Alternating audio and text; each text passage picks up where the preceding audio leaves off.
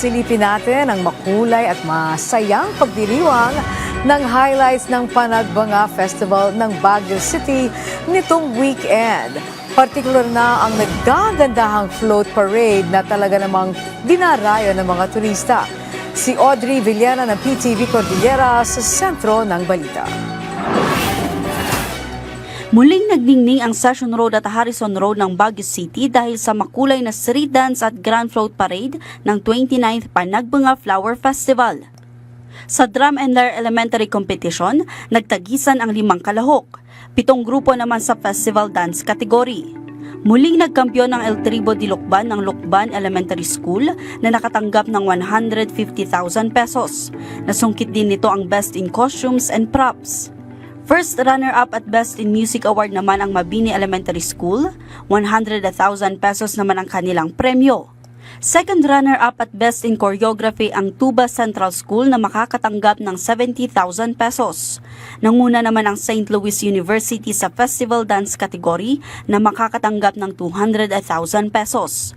First runner-up ang Bibyun Lubuagan ng Kalinga na makakatanggap ng 100,000 pesos habang 70,000 pesos ang matatanggap ng second runner-up na grupo ng Tawid Abalitok ng La Union.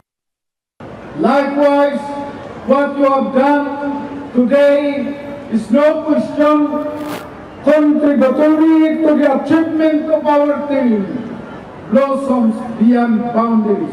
Masaya naman ang lokal na gobyerno ng Baguio City sa dami ng mga sumali mula sa ibang lokalidad. We're looking at the possibility of inviting more participants from the other municipalities, not only the Cordillera. Samantala, agaw atensyon ng 44 na nagagandahan at magarbong floats ang nagawa sa Samot-Saring Bulaklak. Record-breaking ito mula sa 33 na floats noong nakaraang taon. May mga float na nadisenyohan ng mga paru-paro, strawberries, bangka, superheroes at iba pa. Inabangan ng publiko ang mga artista at beauty queens na sakay sa mga float.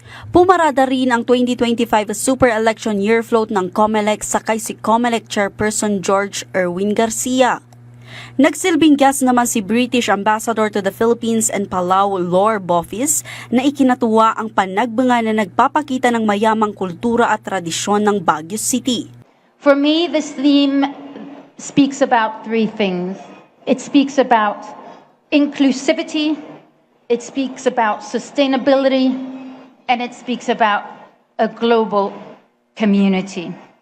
All of the values, indeed, all of the themes that we as the UK share with the city of Baguio and with this festival today.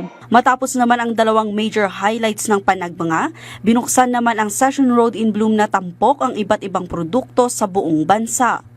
Magtatapos ang 1 buwang pagdiriwang ng Panagbanga sa March 2, 2025. Audrey Villena ng PTV Cordillera para sa Pambansang TV sa Bagong Pilipinas.